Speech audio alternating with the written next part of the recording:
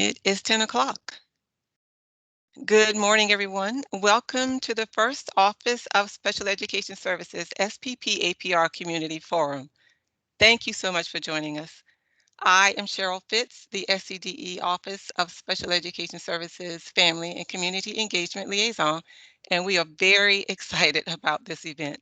As we at OSIS work to develop targets and goals that will promote positive outcomes for students and advance special education programs within the state, we recognize that events such as the one today gives us the opportunity to hear directly from our communities and fellow educators. This is an essential part of that development process. So just a few logistics, mics have been muted and the chat will not be available for comment during the forum. However, if time permits, we will open the chat near the end for questions as well as provide additional information. At this time, I want to make you aware that there has been a change in panel members. As you know, we have an educator administration panel and a community panel. Well, Mr. Agner Munoz Vasquez from Pasos is not able to join us today for the community panel. However, we are extremely pleased to welcome Ms. Alma Puente Ruiz to the forum.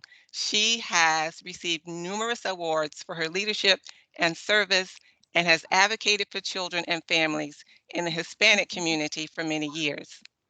So I want to begin today by introducing our moderator for the morning, Dr. Nicole Adams. Dr. Adams is the current Assistant Director in the Office of Special Education Services. She has been at the South Carolina Department of Ed in both the Office of Special Education Services and the Office of Assessment. Prior to that, she served in various special education roles in K through 12 schools in South Carolina. And before coming to South Carolina, Dr. Adams worked in Colorado for an agency serving individuals dually diagnosed as having an intellectual disability and mental illness to establish residential and community living. She also worked investigating guardianship cases involving adults with disabilities and mental illness for a probate. We are so glad that she agreed to moderate the discussion today. So I'm going to turn it over to Dr. Adams. Nicole? Thank you very much, Cheryl, and thank you. We definitely need to thank Cheryl for all of her hard work for this. I am just face. Cheryl did all of the work arranging all of this and has done a beautiful job, and we thank you very much for your time. Before we get started with our panelists, I just want to give a brief introduction with a little bit of intention of what we're doing and why we're doing this today. So every 6 years, we have to write a state performance plan, and we need to get community feedback regarding our state performance plan. So there are 17 indicators that we're measured on from the federal government about how well we're providing our Individuals with Disabilities Education Act, IDEA services. And we have to report back to them on all of these every single year. This is everyone's chance to set the agenda, to set the stage, to see where things will be going over the next 6 years.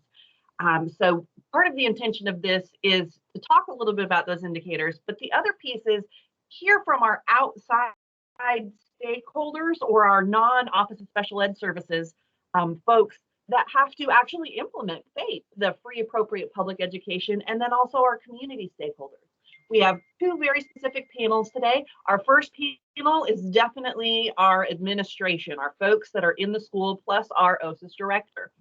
And we're going to talk to them about how they see some of these targets. And then in the second half of our time together, we're going to move into our community panelists, where we do have some students, parents, counselors, and teachers joining us to give us their perspective as well. So we've been accepting questions over the last couple of weeks. You can still submit questions. We have kind of vetted them, and I will facilitate everyone through those questions.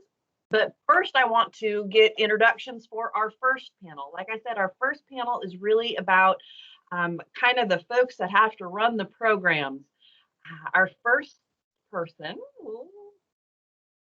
is our director. So Becky Davis. Becky Davis is the director of the Office of Special Education Services at the South Carolina Department of Education. She's been in this position for a little over a year and a half, but this is her third tour of duty with OSIS. Becky previously served as an Office of Special Education team lead for the results-based accountability team and the general supervision team, and initially served as an education associate in the area of school psychology. Becky has experience as a general education teacher, a special education teacher, and a school psychologist and charter school district administrator. Also on our first panel here, we have Dr. Angie Slatton. Dr. Slatton has served as the Director of Special Services in District 5 of Lexington and Richland counties in Columbia since July 2014. Prior to her service in District 5, she spent time as a federal grant director at the South Carolina Department of Education, a special education coordinator and a classroom teacher. She has earned her BA and MAT from Winthrop University and her EDS from SC State University and her PhD from the University of South Carolina. And then we also have with us Mr. Tulloch, a native of Charleston, South Carolina. He holds a bachelor's of science degree in elementary education from Claflin College and a master of education degree in school administration and supervision from the Citadel, and an education specialist degree in administration and supervision from South Carolina State University. He is currently a doctoral student at the South Carolina State University. Mr. Tulloch has worked in education for 27 years, having served as a middle school language arts and reading teacher, as an assistant principal, an elementary principal, a director of curriculum, and director of special education and student services, and now a deputy superintendent. And then also we have joining us Susan Howard. She is currently the director of special education and ESOL at the South Carolina Public Charter School District. Prior to joining the public school district, she previously served as a special education coordinator and special education teacher supporting students with disabilities in a variety of settings in Pennsylvania, Kansas, and South Carolina. She holds a bachelor's degree in secondary education and English as a second language endorsement, a master's degree in special education, a master's degree in education administration, and she is currently writing her dissertation in pursuit of her PhD in special education leadership from the University of South Carolina. So that is our first panel, and I am going to just start it off immediately. So indicator 3 is about statewide assessment, and indicator 5 is about least restrictive environment. The statewide assessment targets have been unmet at a state level during our last SPP for all those 6 years, and have been adjusted to try to meet districts where they are at. We're going to direct this one from Ms. Howard. Mrs. Howard, do you believe the projected SPP APR targets for indicators 3 are attainable while also rigorous, and why? And I've got a second part to that question once you get there. So I do believe that the indicator 3 targets are obtainable. I think the previous targets for the 14-18 series of target was really, really rigorous. And obviously we didn't obtain it as a state. So I do think that they're obtainable in the new format of targeted area. The increase is looking, I believe the incremental years of increase looks a little bit more obtainable. As a district though, I always look, or as an director, I always look at, okay, so if we end this in 2024, and we're expecting about a quarter of our students with disabilities to be met or above in that area, of course we want to be higher than that. And I get that. But as we are graded as a state, I do think they're more measurable. I think they're more obtainable. And as a district, we would always want to achieve higher and do everything we can. And I think that the state has outlined some goals really targeting reading, which makes it a much more achievable area. Also, I think we always have to consider what COVID in the last year and a half has done to us and the learning loss that's there. That's real, and we have to deal with that. So yeah, I do think looking at the increments, looking at the change, I do think it's measurable. I do think it's obtainable, and I do think it's rigorous and realistic. So for indicator 5, which is our least restrictive environment, how do you feel about indicator 5? So when we're looking on indicator 5, we really, I think, need to consider all these students transitioning back into school, a lot of them that weren't there, and how they're transitioning. But when we're looking at projected outcomes until 2024, you know, in the end, the IEP team is the one who makes these decisions, but the school offers culture of least restrictive environment and how they approach that. I do think it's obtainable. LRE for us as a district have never really been an issue, but when you look at the demographics across the state, I think every district deals with their own things. But I do think it's very measurable and obtainable. You know, it's very important to look at LRE. It's the focus of everything we do. But I also think some students who might need additional academic intervention, the general ed classroom may not be that location for providing FAPE for that child, but that is based on the IEP team. So I think if the schools are really looking at academic rigor, social emotional learning, and having a culture of support, I think that the LRE is obtainable and rigorous. Excellent. Thank you very much, Mrs. Howard. So let's move a little bit, that all of those things lead us towards graduation. So let's talk a little bit about indicator 1, and it's all about graduation rate. And historically, our graduation rate has been one of the lowest in the country for various reasons, some not our fault at all. But as a state, we have exceeded our graduation target for many, many years now, and the projected new goals are much higher compared to years past. Dr. Slatton, how do you feel your program will be impacted as the graduation expectations increase? And what changes will you need to make in your program as a result? Thanks, Dr. Adams.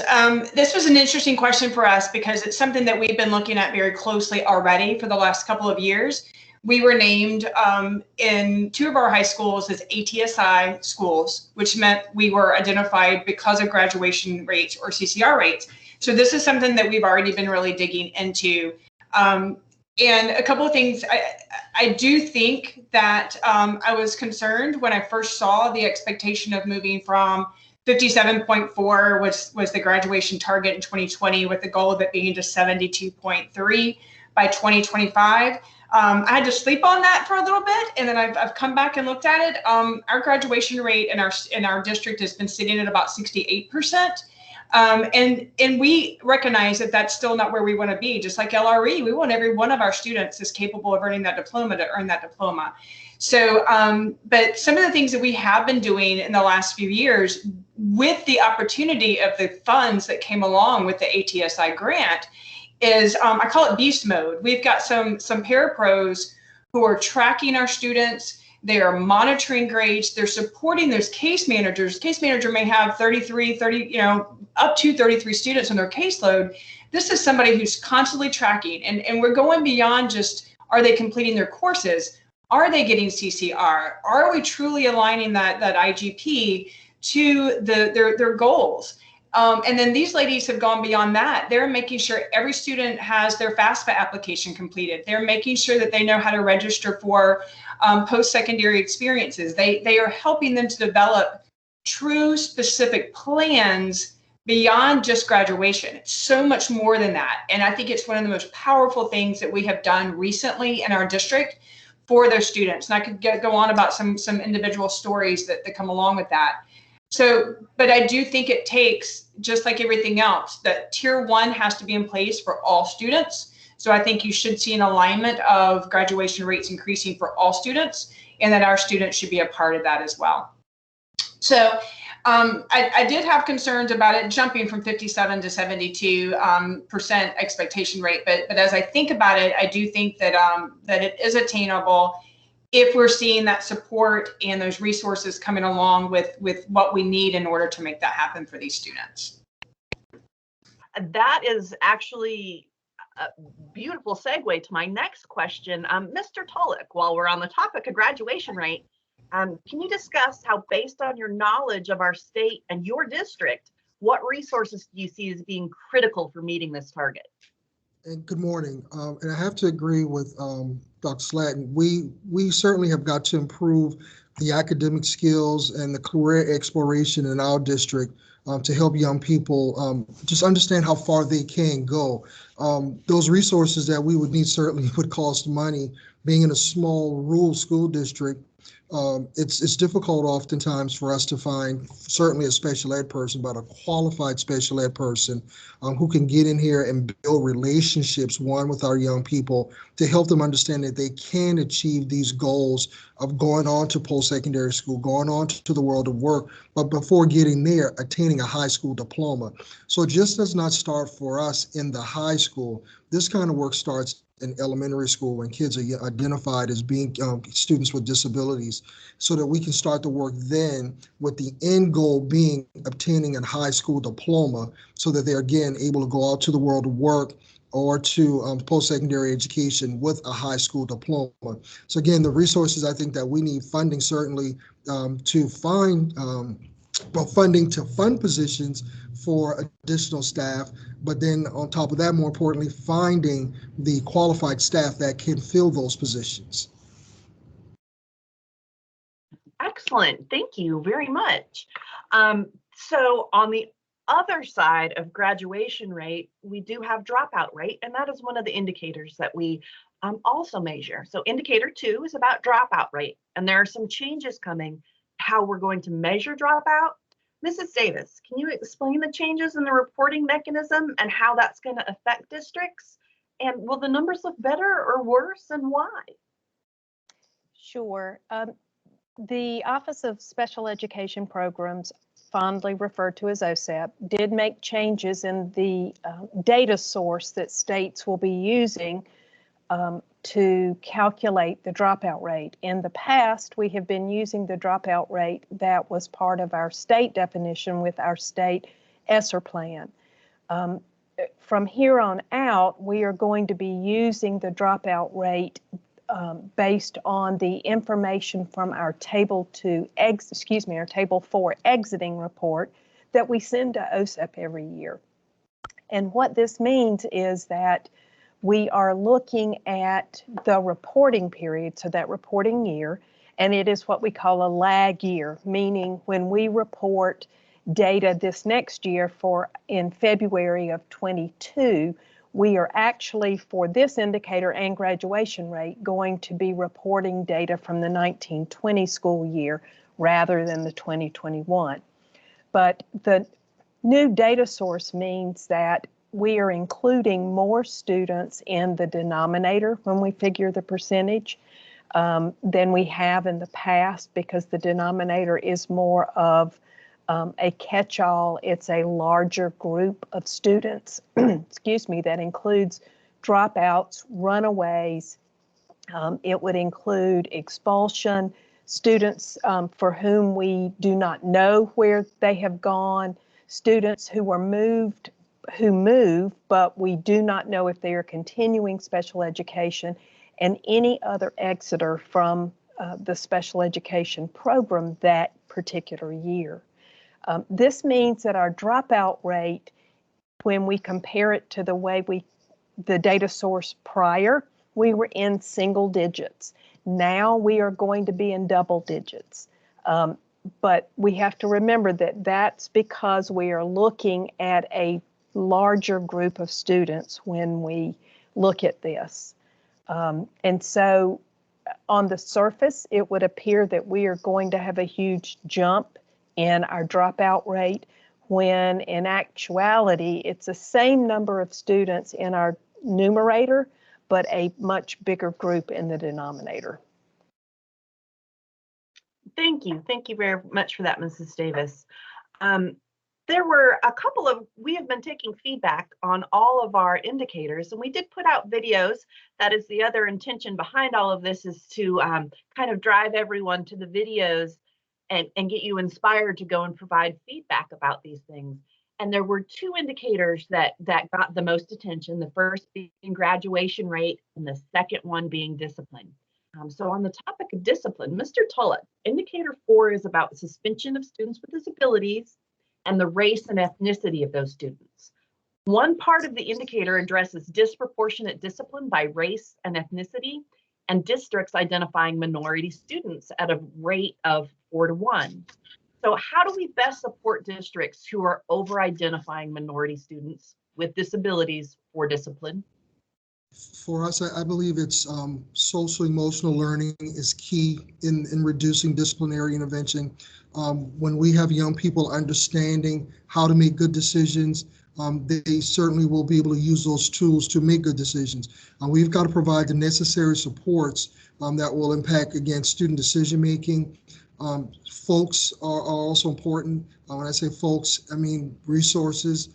Behavioral specialists, interventionists, certainly SEL programs are all very important and can help students manage those behavioral outcomes.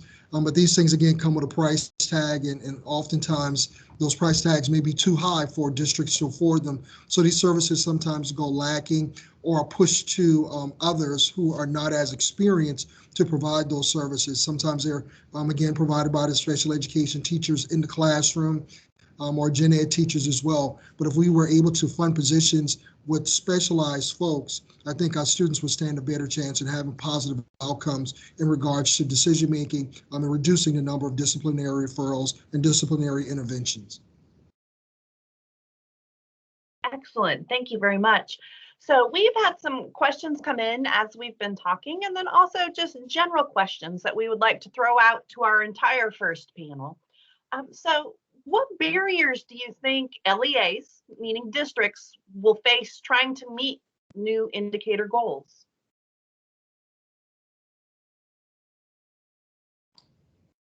Well, I'll start there. I agree. One of the things that Mr. Tulloch said is find qualified service providers. So understanding it starts with them and coaching and training those staff. So that is obviously the retention and retainment is a concern for us. And then I'm also going to add out that on the math for indicator 3, you know, the trends were down, and I think there's a lot that contributed to that, but one of them is the state focus on reading and reading alone. And I think math is kind of being left to the side. So how we're going to support schools across districts, understanding that math is just as critical because we are seeing that downward slope. Those are a couple of ideas that came to mind that are barriers. Yes, thank you very much, Mrs. Howard. Dr. Slatton or Mr. Tulloch, was there anything that you think that your LEAs will face trying to meet these goals? I'll jump in. A couple of things that come to mind for me that's been a big discussion post-COVID is LRE. For example, if we are a district that is a AB 90-minute block schedule, so we automatically are blocking those students for that 90 minutes, but that may for special ed, but that doesn't mean that they need that 90 minutes. So what does that look like from the big picture of scheduling? But if you've got one period of resource for a high school student, you're already falling into, or if you have two, you're definitely falling into that 79 to 40% range, because it's scheduling, not necessarily that they need that much time and services. So really thinking about that, COVID has definitely made us think differently about what does scheduling look like and how can we do that differently to better serve our students for the true minutes that they need for services, not built into a schedule. We don't have an answer for that yet, but I think that is definitely something that we would love to continue to have a conversation on. I also think, so that's one concern for LRE. The disproportionality question, I think you guys are right on target with more staff. I think one of the recommendations in Accelerate ED was that we have a state recognized ratio of school psychs to students. And so I think that's something, if we can have some state level guidance and support that says that we need, the state says we recommend, that helps us get the amount of school psychs that we really need in our districts in order to support RTI and MTSS and PBIS, all those things proactively, and to be able to justify those positions, I think would be incredibly helpful. Well, and that leads nicely into another one of the questions is what activities specifically, we all need funds and teachers for certain, but what activities would you need from the State Department in order to meet some of these new goals? And again, that is open to the whole group. Well, on the state's plan is the targeted support. And when you look at the targeted support, I think a lot of it has been implemented this year, and some of it has been implemented this year and starting out. But I also feel that there just needs to be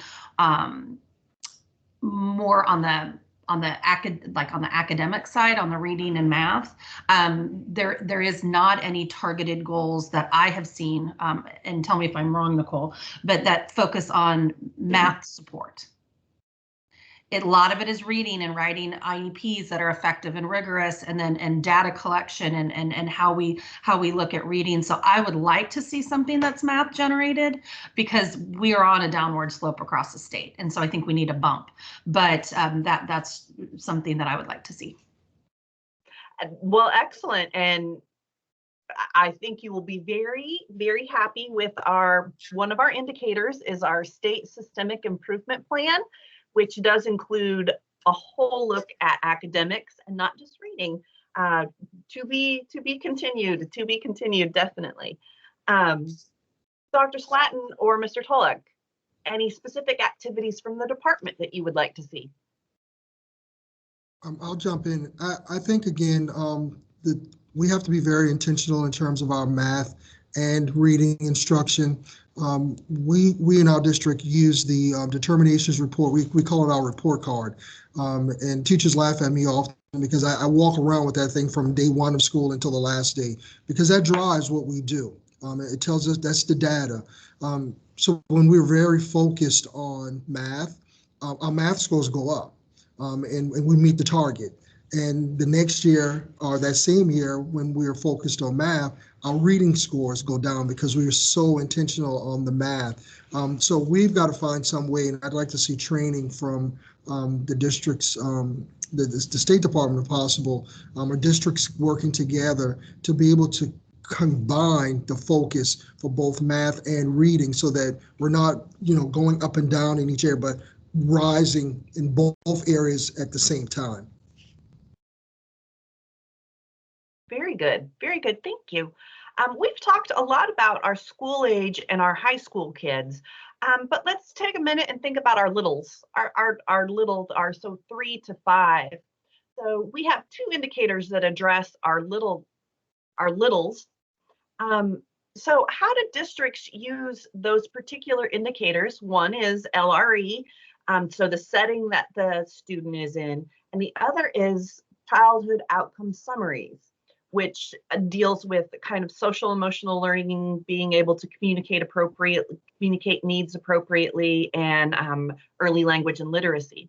So how do districts use those to support positive student outcomes, and those indicators to support positive student outcomes in early childhood intervention?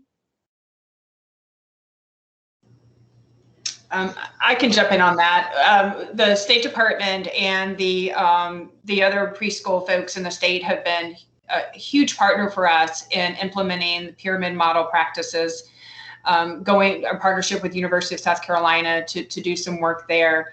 But we are monitoring those numbers. I also appreciate that the state has given us some guidance just recently about COSAF and being able to complete that data as they're exiting preschool versus waiting to that. I think it was the 3 weeks prior to turning 6.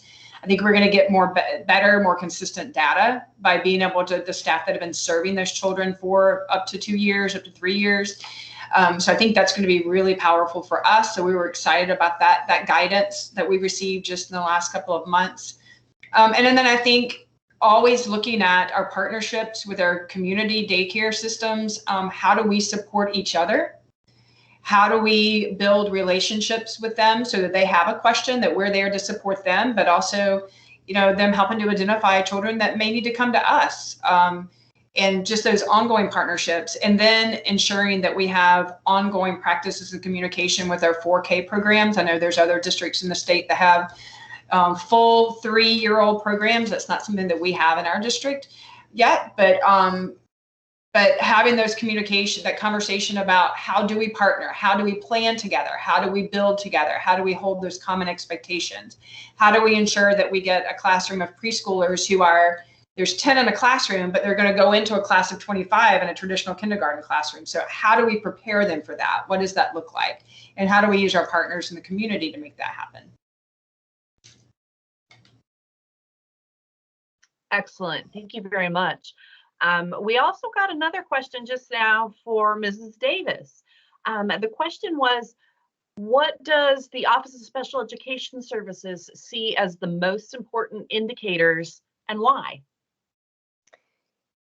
Thanks, Nicole. That's a great question, and I loved what Fernando said about using the LEA determination, and he walks around with it all the time. Our focus here in the Office of Special Education Services really is on improving outcomes. And we know to do that we have to start at the early childhood level and build with social, emotional, and academic. And Susan's right, it's reading and it's math. It's not just reading.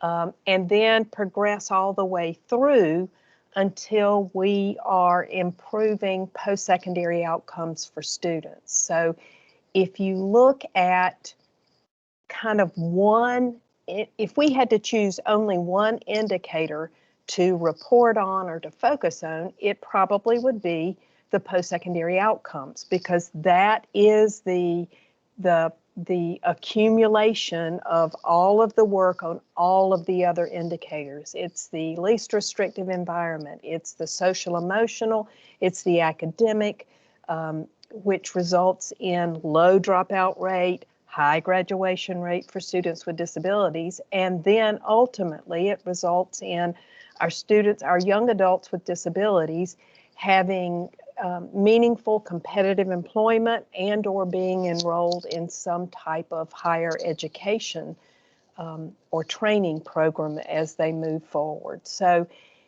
we view the state performance plan as our state 6-year IEP. Fernando referred to it as their report card. We view it as our 6-year IEP, with the ultimate indicator being post-secondary outcomes and improving that for our students. So for those of you who are keeping track and getting ready to go watch the indicator videos, which we'll provide for you at the end, that is indicator 14 that she is referring to. We definitely would love to hear everyone's feedback. Now, before we switch panels, I would like to open it up to everyone on our panel and ask kind of a similar question that was asked of Director Davis, and that would be, what is the most important, and if you were to be able to communicate to the group where you think they need to provide the most feedback or set the agenda, what would it be?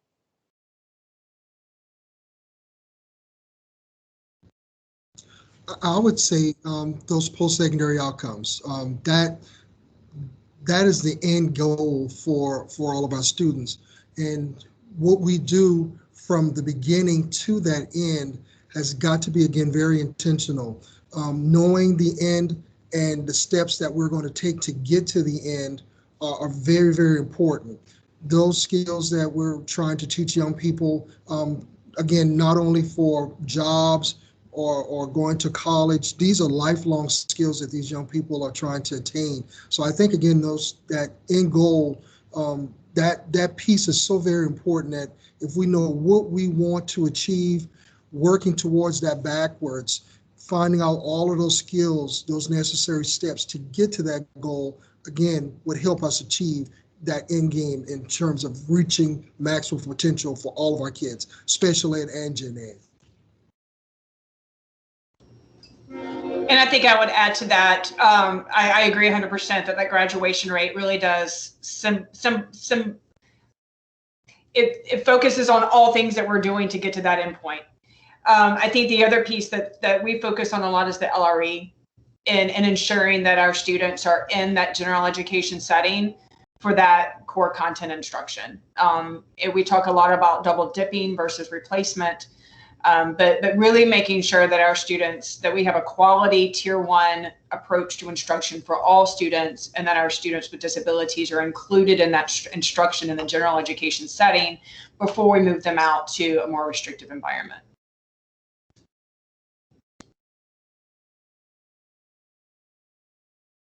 Well, excellent. Thank you very much. I would like to thank all of our first panel for all of the work that you do every day. Um, you are the reason why we get to be here. You're the reason we're here at OSIS. So we appreciate everything you do. I am going to suggest we take a very small 5-minute break before we move to our next panel. I will start introductions with our next panel. We will take, like I said, 5 minutes and we will be right back. Mrs. Ruiz, did you need to? Oh, she's not talking to me. Okay. Let's take a 5-minute break and we will come back to our community panel. Thank you.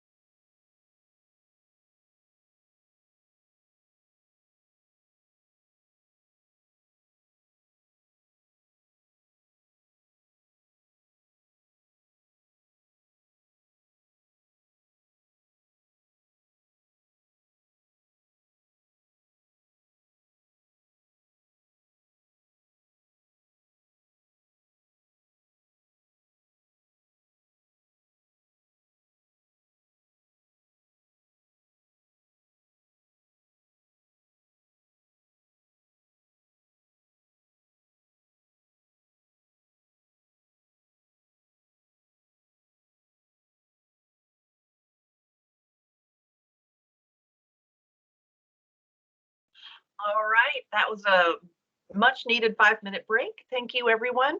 Now let's get back and head to our panel 2. We have a number of folks here in our panel 2. Panel 2 is intended to be non-administrative, outside of OSIS and outside of kind of that district leadership roles folks and kind of our community stakeholders. Our first panelist for panel 2 is Dr. Jessica Berry. She is an educator, educator, advocate, and researcher who is passionate about sharing living Gullah Geechee history, culture, and language in the world. She is a native of Geechee, South Carolina, and currently serves as the acting department chairperson and assistant professor of speech pathology and audiology at South Carolina State University. She completed her BA and MA in speech language pathology and audiology from Winthrop University and South Carolina State University, respectively. She completed her doctoral studies at Louisiana State University in communication disorders with a minor in linguistics. She is the author of the Little Gullah Geechee book, A Guide for the Kumya. We also have with us Patrina Deese. Miss Deese was born and raised in rural Lexington County. She is a proud graduate of Swansea High School who currently teaches in her home district. She received her BA from Columbia College in Special Education and her MED from Southern Wesleyan University. She is currently finishing up year 21 and has a passion for teaching students and a love and joy for reading. She has worked with the resource pullout model, inclusion model, and overseen Montessori reading and math lessons via the Special Education Support Room under the Institute of Landry University. She also lives by the quote shared by Rita Pearson, "Every child deserves a champion." And then we also have with us today Grace Trumpauer. Grace is a 21-year-old young adult with autism and cerebral palsy. She is employed as an EQUIP leader at ABLE SC's EQUIP Youth Leadership Program. She is from Fort Mill and is taking pre-med classes at the University of South Carolina. Throughout her high school and post-secondary career, she has served on the South Carolina Youth Leadership Forum, Planning Committee, and Autistic Self-Advocacy Network. She is the youth board member at large for the National Council for Independent Living and serves as their educational subcommittee and on their educational subcommittee and completed and served on their Community Leadership Academy. We also have with us Amy Holbert. Amy is a licensed clinical social worker with over 20 years of experience working in maternal child healthcare field. Currently, she is the Chief Executive Officer of Family Connection of SC and SC Parents Training and Information Center under IDEA. Family Connection provides peer support, educational resources, and healthcare navigation services for families statewide that have a child with a disability or chronic health need. Amy is governor appointed to serve on South Carolina's Interagency Coordinating Council and has been appointed by the State Superintendent of Education to serve as co-chair of South Carolina's Advisory Council for Educating Students with Disabilities. We also have with us Ms. Ruiz. Alma graduated from the University of South Carolina in 1998 with her undergraduate BA in psychology, and in 1991 with her master's degree in social work. And shortly after earned her license in social work. Her experience includes working in the Department of Mental Health in psychiatric hospitals and the Department of Health and Environmental Control in several programs. She has 15 years of school social work experience, and she has acted as an advocate for the Hispanic community, minority populations, and families facing crisis. Aside from her regular duties as a social worker, she has very actively supported the international teachers with multiple needs. She is one of the original pioneers of the work with the Hispanic community in South Carolina, and she began in the field 30 years before interpreters and bilingual workers became common practice. So we have our panel 2. Let's start with our youngest learners. Our last group focused quite a bit on the end result, but let's start this panel with our youngest learners. Dr. Berry, for indicator 7, which is the childhood outcomes, what supports do you believe parents of young children like to have access to in order to help support the acquisition of early language and literacy or positive social skills? Good morning. I believe that parents would like to have access to support groups first. Various support groups within their community, especially in rural communities, access to support groups that give them information concerning early language experiences for their children. In particular, a lot of parents have expressed to us not truly understanding age appropriate toys and books. So maybe some trainings where they learn about how to select appropriate toys for not only their child's chronological age, but for their language age. Some explanations on that. Also supports in understanding and owning their role in the intervention process. Several parents kind of walk in thinking, you know, the SLP and OT and the PT have like a magic wand, but helping them to understand their role and how they contribute to the learning process, especially since the specialists come in there once a week most of the time. Also, opportunities to partner with community agencies, clinics across the state where they their children can be immersed in language-rich experiences with other children at an early age. And in our rural areas, in particular in Orangeburg, where I live, a lot of our kids don't get those experiences until it's time for school, and then it's a little too late. So being very strategic about bringing those experiences to the rural areas via perhaps mobile units would be awesome. And I think partnering with speech pathology programs and other university programs would be a great way to bring those supports to the parents. Excellent. Thank you very much. Mrs. Holbert, our early childhood indicator 6 is about LRE. What professional development opportunities would you think might be needed for teachers and families to understand LRE?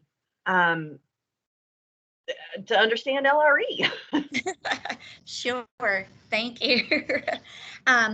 So I believe that from the earlier panel, as far that I believe Dr. Slatton mentioned the work that the State Department has been involved with regarding the pyramid model, which is a framework of different types of professional development for early child care and early childhood providers across the state. So I think that is, it's evidence-based. And so I think that is very important for us to see an increase in those types of professional development offerings for professionals.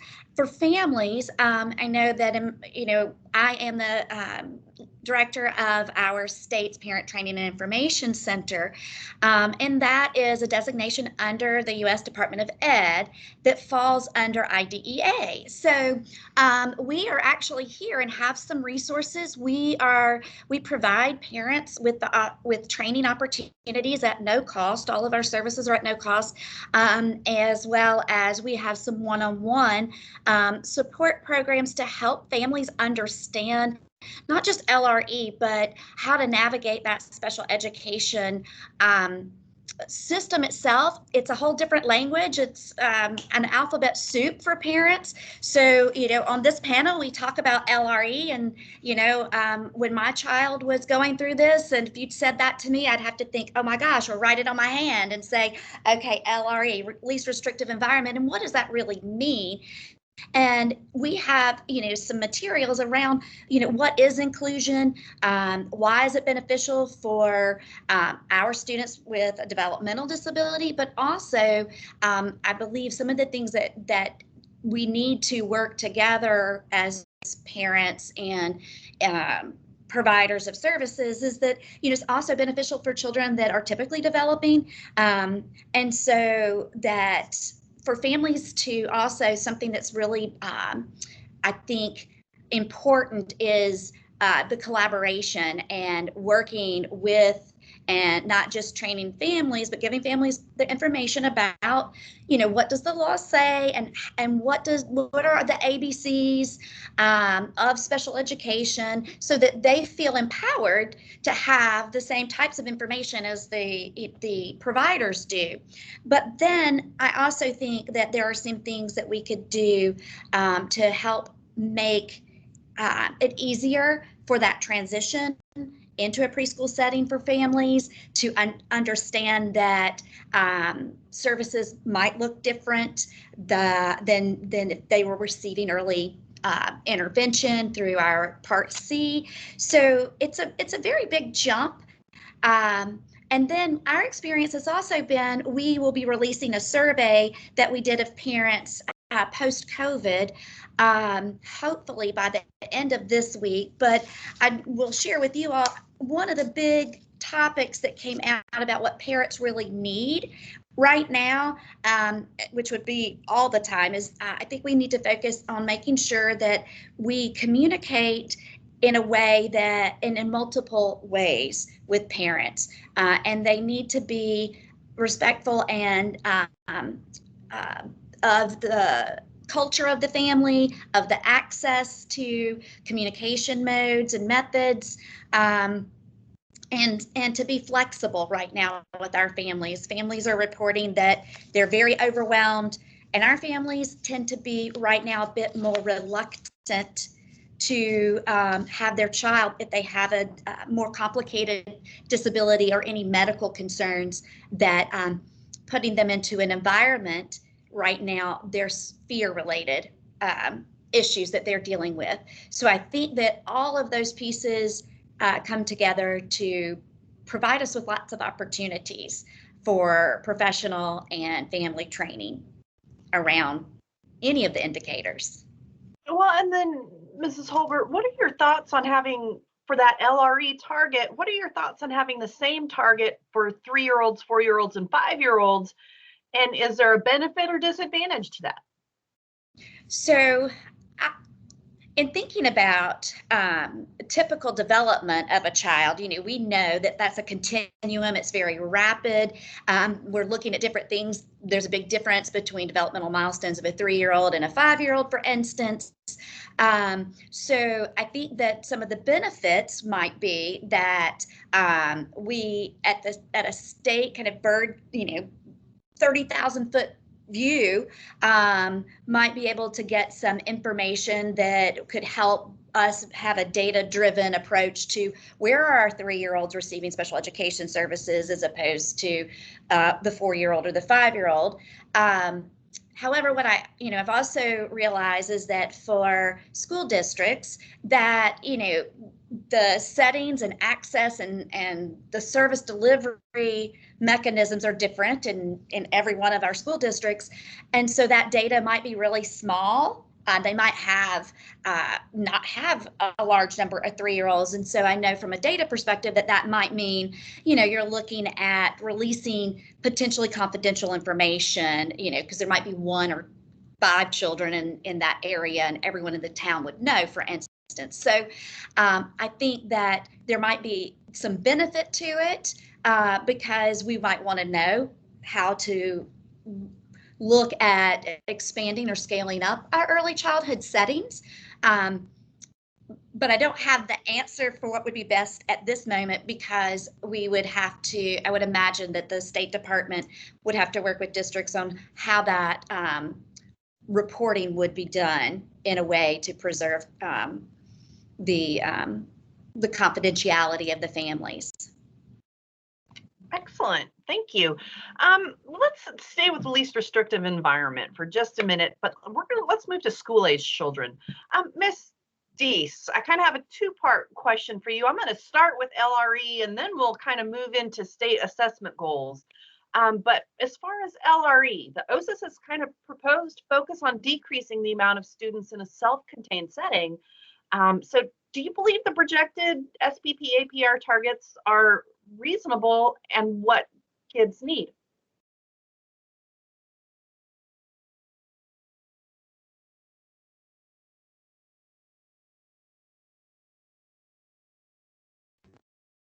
think that yes, they are reasonable.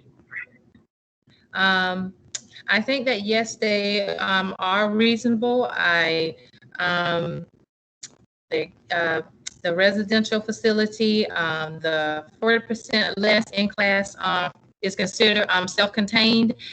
And just to see them work towards decreasing that and having the children being seen in a least restrictive environment as much as possible and being generated back into the general ed as much as we can. I think any type of goal or any type of target to support that is attainable and also rigorous at the same time. Excellent. Excellent. So let's stay with you, Mrs. Deese. As a teacher, what is your perspective of the statewide assessment goals? And are the goals, particularly the ELA goals or math, we have discussed math a lot, attainable? And what changes would you make, if any, to the targets?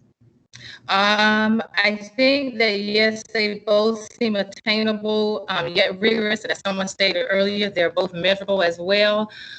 If you look at the projected targets that I looked at, viewed on the video, that they gradually increase, starting out in 2021 as about 18%, and then by year 25, increasing to about 27%. So I think the gradual increase gives students and teachers a chance to slowly move towards the goal that we are all trying to attain and all trying to reach. And we also talked about that it dipped a little bit in 2015 and 2016 because the targets were higher. So I think in making the targets slightly lower and gradually increasing will help to make them more attainable, as well as sticking with being very rigorous. Excellent. Thank you very much. So if we're going to, let's move from LRE to talking about keeping kids in school. Mrs. Ruiz, one of the indicators, indicator 4, addresses disproportionate discipline by race and ethnicity, and districts identifying minority students at a rate of as much as 4 to 1. So how do we support those districts who over-identifying minority students for discipline? So one of the, Lily, no puedo hablar. Lily, I cannot talk. One of the things that I need to, one of the things that I feel that we need to concentrate is in 2 ways. So the first one will be in the school, the administrators, the teachers, and all of that. We need to be aware that our minority students have the tools that they need. Do they have enough? Do they speak the language? Do they have the ways to communicate? Do we have a way to make sure to reach out to them? Do we know, are we going to advocate for them? So that's in the administrative part. For the families, we need to make sure that we engage them, we educate them, and we support them.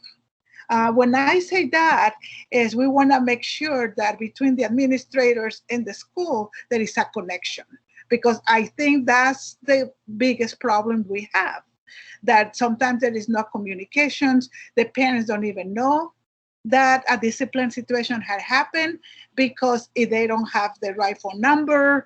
And so we as an advocates, we need to make sure that the families understand what are the expectations from the school.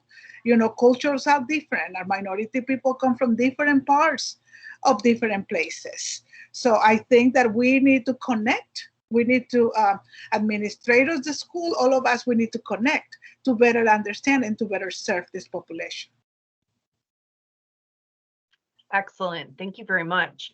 So I would like to take it back to, we talked a little bit about the littles, but I do want to take a chance to talk with one of our graduates from our South Carolina system here. So indicator 14 is about what students are doing 1 year after graduation. So Mrs. Trumpauer, from your perspective as a young adult recently leaving the K-12 system, do you feel that our state adequately prepared you or other students with disabilities for entering either the workforce or post-secondary education?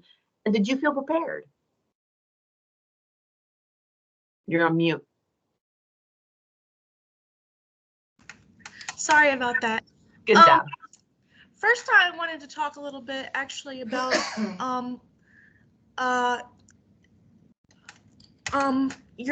the data collection methods, because I think it's great that this information is available, but I think we could benefit from more, because you can always need more data and more detailed. I would be interested to see a breakdown of not just graduating students with disabilities, but I would like to see by type of disability, because I have a lot of friends with disabilities, and I think that there are certain types of disabilities that are more stigmatized, and people with certain types of disabilities are, more and less likely to be mainstreamed. Because for me, I know that they didn't want, when I went into school and I went to orientation, when we had moved to South Carolina, when I was in 3rd grade, at first they didn't want to mainstream me because they were worried about my behavior. But then I took an IQ test and they saw that I had a really high IQ. And then all of a sudden they wanted me in all of their classes, because that sort of pushes the numbers up with state testing. And obviously students in self-contained classrooms are exempt from state testing. So they all of a sudden wanted me in their classes after they didn't before. But the thing about that is, what if I did have an intellectual disability? I still would have deserved to have a good education. And also, in terms of discipline, we see that in students with psychiatric and emotional disorders are often placed in self-contained classrooms and don't have access to the academics that they need. So I did well, but I think that was because I was in mainstream classes and my parents really pushed for me to be in mainstream classes, because when you're 8, you don't care. I was like, whatever. But my parents pushed for that. And then as I got older, I began to advocate for myself, but not everybody has that exposure, and not everybody has those advocacy skills, for various reasons. So I was very well prepared for post-secondary school, but I would say that was less due to the special education department and more because I was in AP classes. So there was the assumption that everybody would be going to college, and they talked about college a lot. Just because that was the track that I was on, but not everybody is on that track. And those students obviously matter to us too. So I would like to see breakdown by type of disability and maybe by certain racial components, because people of certain racial backgrounds are more and less likely to be identified as having a disability, and that sort of thing. I think right now it sounds like y'all are doing, when you collect data, it sounds like y'all are doing random sampling. Is that correct? For what we have to report to the feds, there is one indicator we were doing random sampling, but everything else we have to use the whole state. The one indicator that we did random sampling on was indicator 8, which is about parent involvement. But otherwise, we had to use the whole state. Oh, okay. So because I know after I had left school, I was never contacted by anybody, and it might have just been because there was that gap in communication, because I did also notice on indicator 14, I'm technically not counted as a graduate because I had a lot of health issues when I was in high school, and I was in the hospital a lot, and eventually I just had to drop out just because I wasn't there enough. And so I actually wouldn't be counted as a graduate because I got my GED, but I think I could be, considered a success story. I would like to think so. And so that makes me wonder, what there's got to be other students that are missing, and that could be positive data, it could be negative data, but we can't really know because we don't have that information. I know in certain states, such as Maryland, West Virginia, Connecticut, they have a specific transition team for every student where you set transition goals at your last couple IEP meetings, and then they follow up with you every 3 months for the first year or two that you're out of school. I know that might be hard to implement, but I think that could give us a more thorough idea of what's actually going on with people. Because it sounds like right now our teachers are calling and sort of talking to people over the phone, but you know, sometimes people move and sometimes you don't have the right phone number. So I think having a dedicated team of individuals to make sure that the student is having the most positive transition possible, I think that's something that is reasonable, something that we know can be done because other people are already doing it right now. So we know it's possible because it's happening. And I think it would be a good way to sort of connect the consumer and the parents and the school district to all be working on one team. So I would say, yes, I was prepared, but it's not just about me. We want to say is everybody as prepared as they can be. And I think there's a lot of room to grow in that area, and I have lots of ideas about it, and I would be so happy, you know, to discuss that with whoever wants to discuss that. Because I think there are a lot of different things that we could potentially be doing. Well, and I think that's great to go right into our next question. I'm going to open this up to the whole group, but I will start with you. So what barriers do you see for students with disabilities meeting any of these goals set by OSIS? Well, for me, I was very lucky to be included in the general education setting from the time that I got here, from the time that I was 8 years old. I sort of grew up with all the same people and they knew who I was. And when if we had a new student come in, they would be like, oh, that's Grace.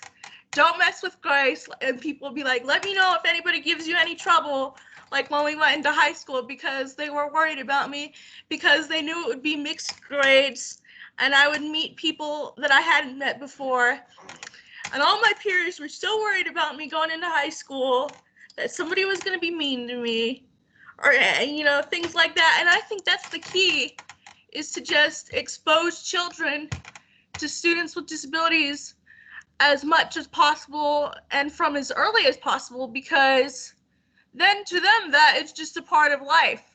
You know, we're coming into that, we're in this sort of area, or this era of deinstitutionalization, where people that would have, you know, in past decades not really been exposed to the community are now living in the community, and that's great. And I think children have so much more, so much less bias than adults do.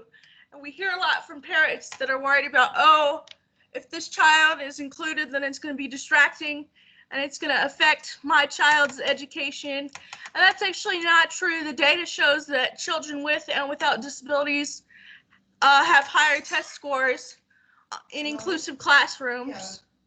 So I think that's really the biggest part of it, is to, like, not to sound too extreme, but I really think we're in this time of 2021, it's time to, not right away, of course it would be titrated, but I think it's time to abolish self-contained classrooms altogether. I think that is going to be the greatest indicator of success for students with disabilities, no matter what the disability is having that opportunity to be exposed to the regular education, because you never know what somebody's gonna understand until they're exposed to it. A lot of times, especially if the student has an intellectual disability or is nonverbal, people are just like, oh, they're not going to understand. What are they going to get out of it?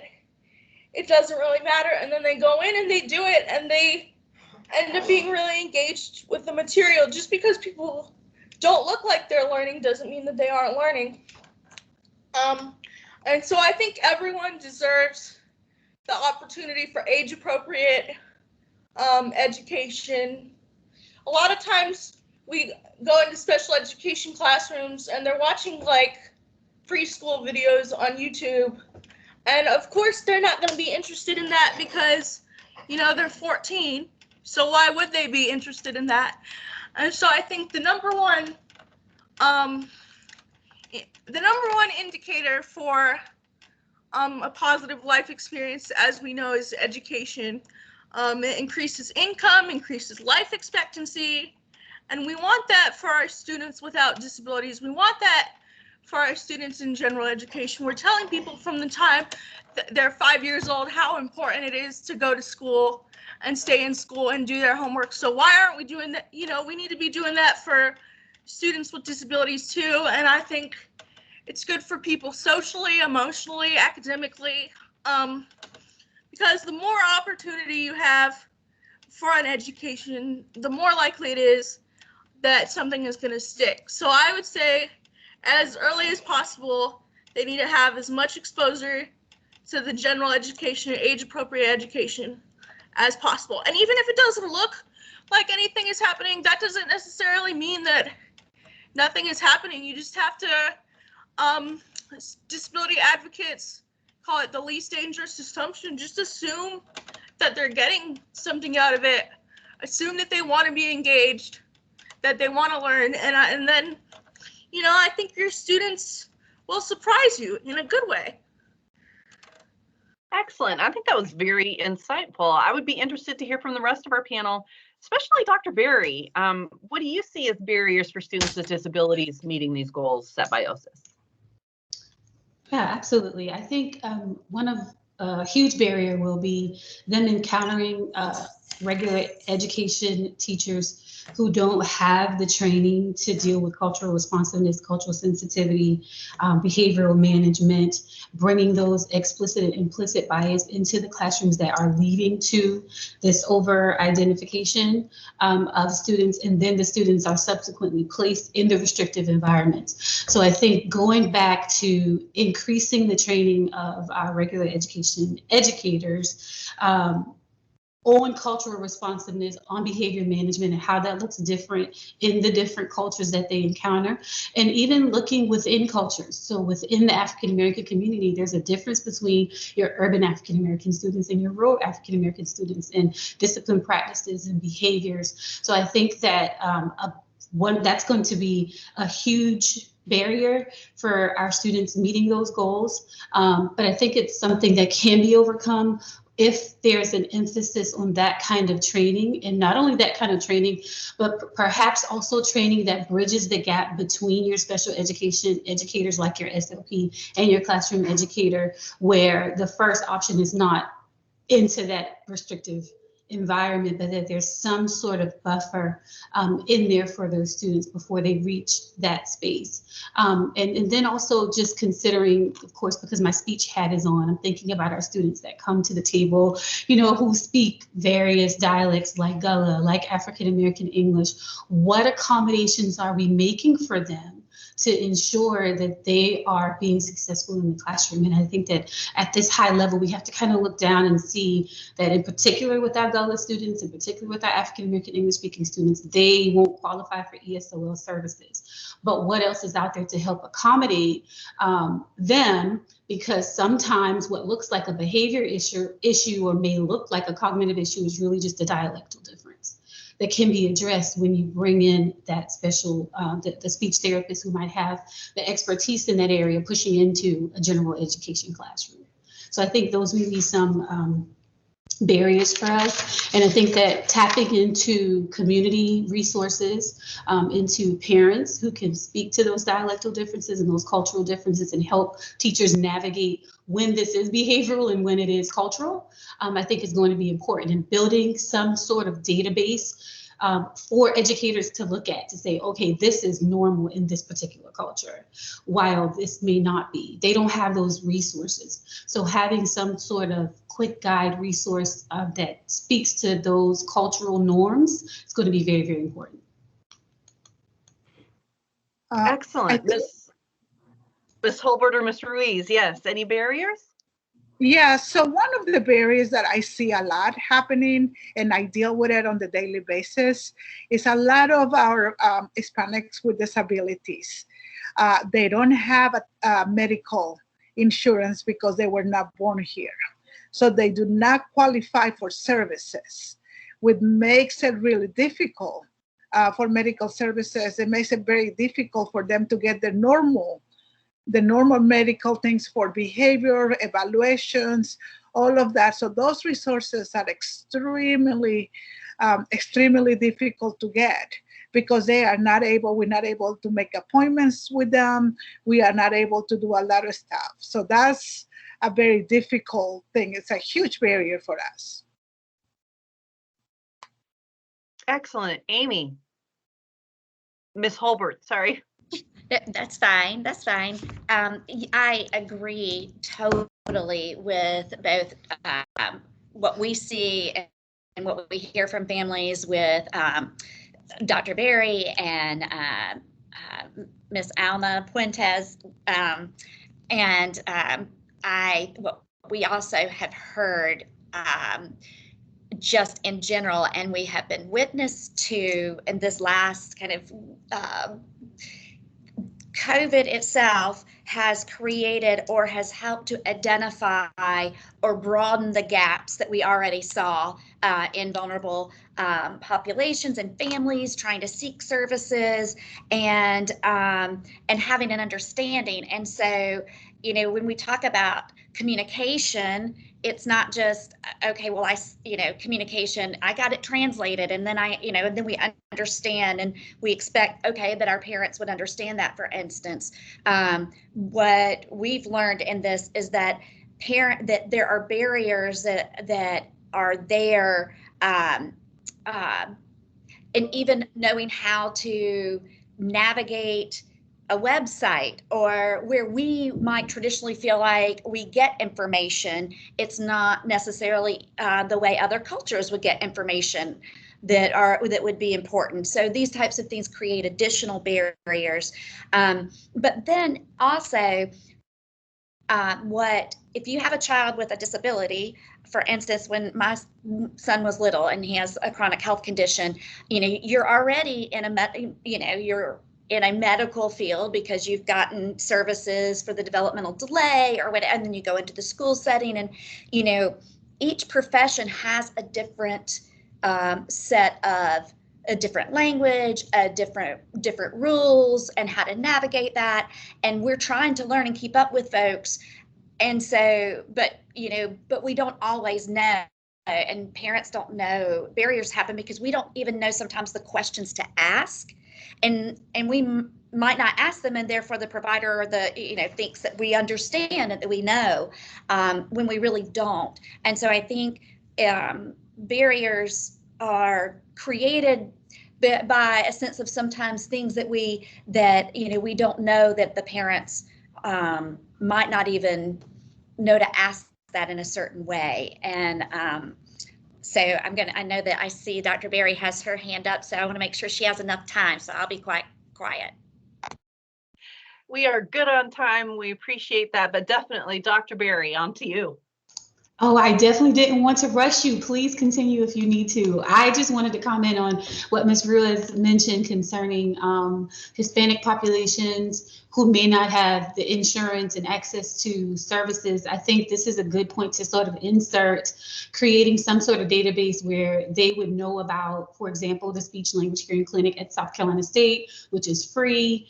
They can come receive the services that they need here. And I'm sure there are some other institutions across the state, but creating some sort of database where they would be able to find institutions like us that could service and provide them in the absence of insurance and ability to get those services at paid places. So I definitely think that that's something that should be explored. And then also, Mrs. Deese, I saw you came on camera. Did you have something you wanted to add?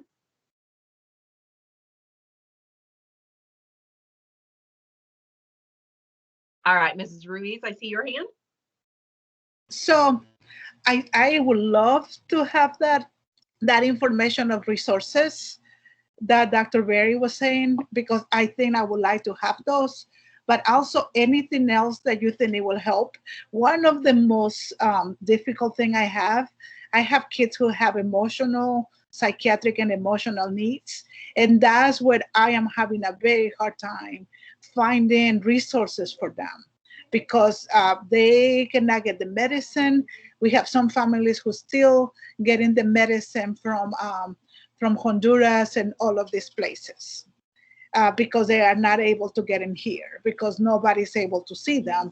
So if anybody has that kind of information or any resource that they can share, I think that would be wonderful. Excellent. And I will definitely have Cheryl Fitz, who coordinated all of this and put you all together, connect the two of you after this as well. So we talked about some of the barriers that students with disabilities face. Now, I'm going to give you guys the same question we gave the administration folks. What type of activities do you need as parents, educators, or advocates, or higher education educators from the Department of Education? What do you need? What do you feel that districts and students need in order to meet these goals? And that is open to the whole group.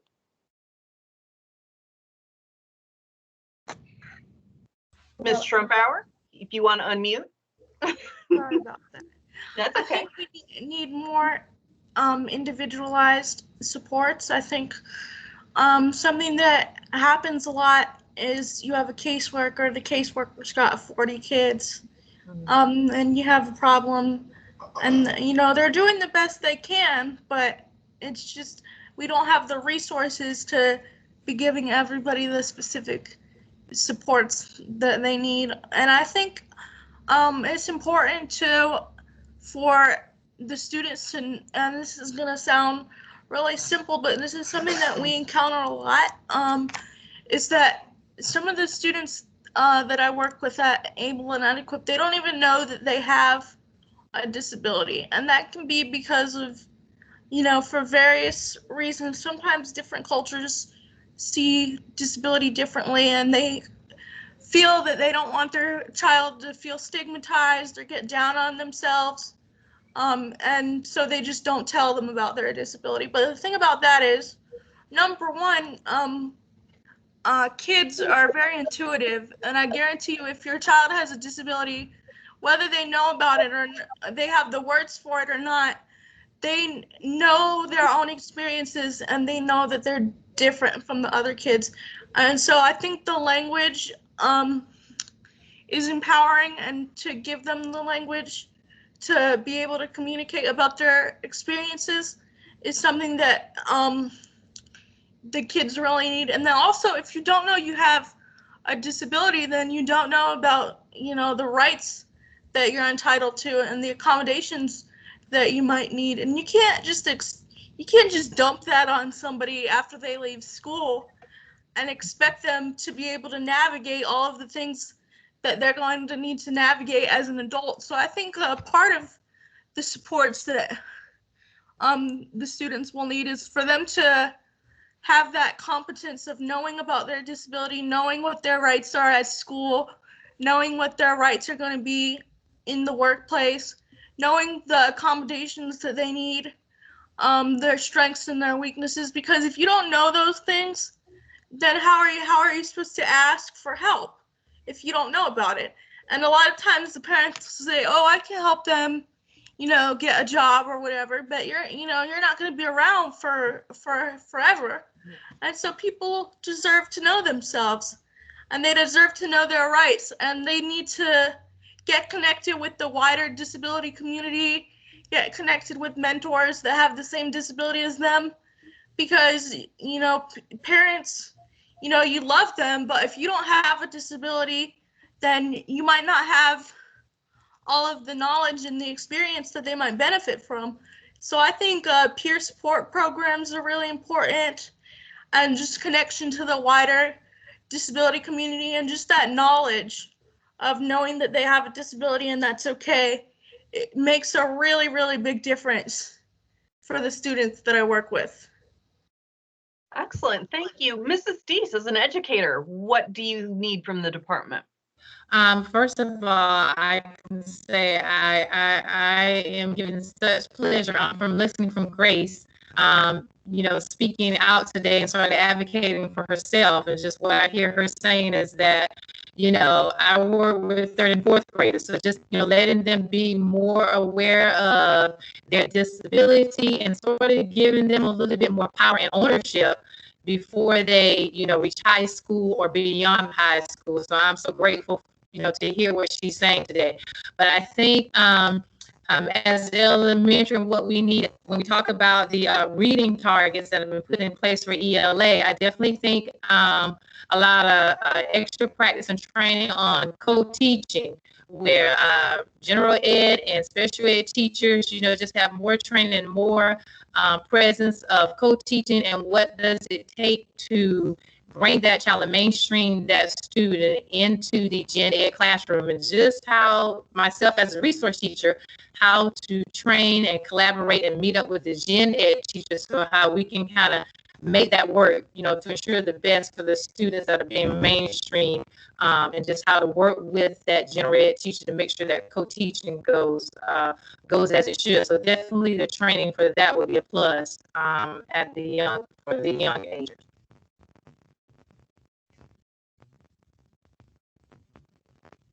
Excellent. Anyone else wanted to address any activities? And while you're thinking, I will say, Alex, would you please open up the chat so that we can allow any of our current participants to put any questions in the chat so that they don't have to go to the link. We'll leave a couple of minutes for the open chat before we go to our closing. But while Alex is getting that ready for us, did anyone else want to talk about the activities the State Department needs to conduct to help meet our goals? Well, this is Amy, and I wanted to say that I'm grateful that our State Department has invited this, the folks that are represented here on panel 2 and asking for our input, because I think that is extremely important that the State Department continues to ask for family engagement and participation in the delivery of services and education for students. And and I also think that as the State Department, you help to model that for school districts as well. Sometimes we think that engaging families, that's kind of something, well, we already know about. We don't need training on that. I'm a really nice person, and, I talk to families and I, give them the information that they need.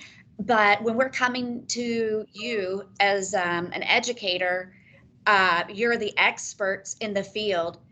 I know my child, and so I think it, being that feeling that you as the expert have some sort of secret information or something that we, that special knowledge because you've had training in that, we're the parent there. I think it's super important that we find ways to intentionally encourage family engagement and think about the fact that, I am my child's parent. I am there coming to you for help.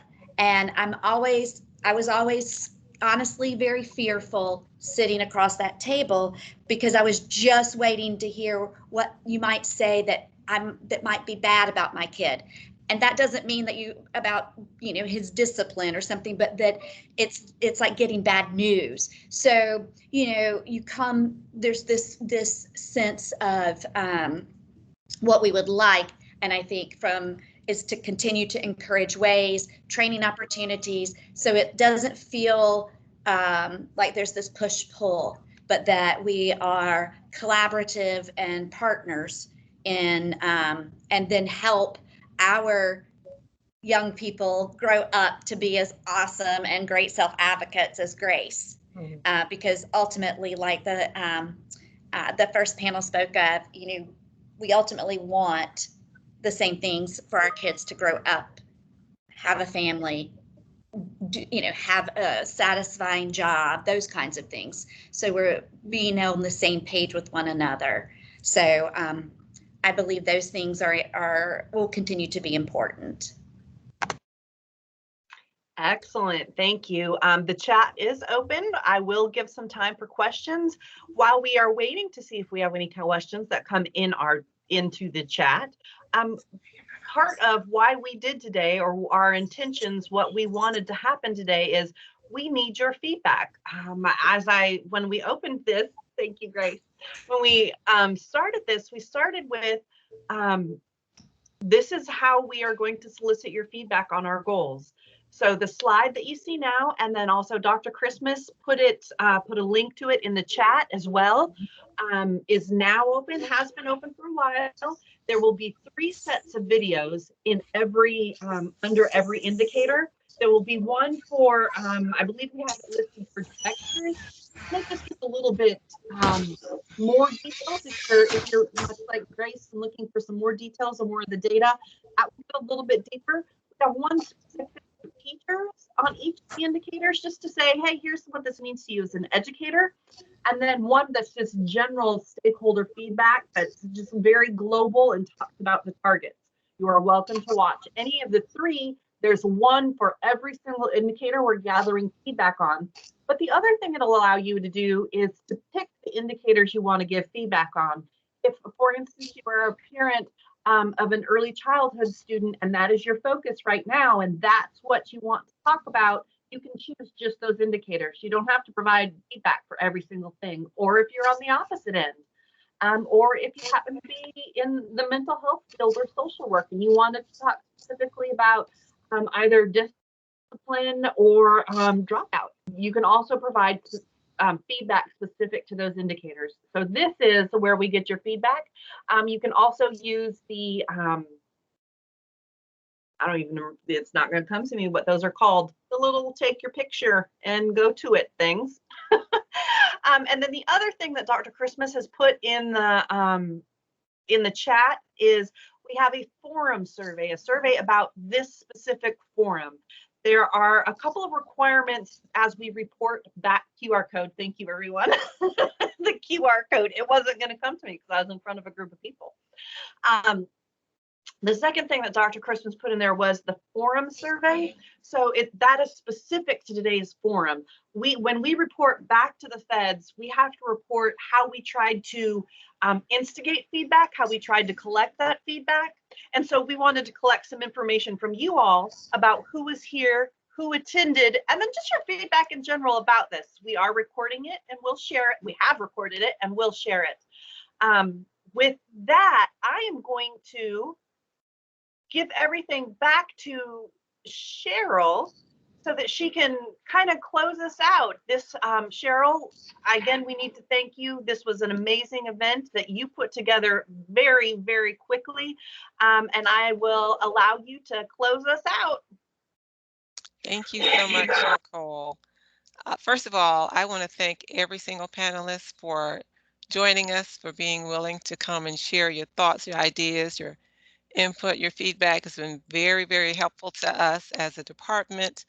And this is not the last time you'll be hearing from us. So I'm just going to let you know up front, you will hear from me again. But thank you. And thank you to our attendees today. We appreciate you joining us. It was a great conversation. We hope you found the session helpful. The recording of this session will be available on the SCDE YouTube channel at a later time. So be looking for that. And we would truly appreciate your feedback on the forum today. Please go to the link, the slide, or use the QR code and answer a very quick 5 to 6 item survey. This will help us engaging the communities represented in the audience, as well as provide input for future efforts. Again, thank you. And I hope everyone has a wonderful rest of your day. Okay, thank you so much.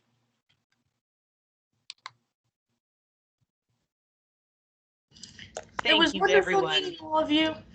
Thank you for having me. Thank you, Grace.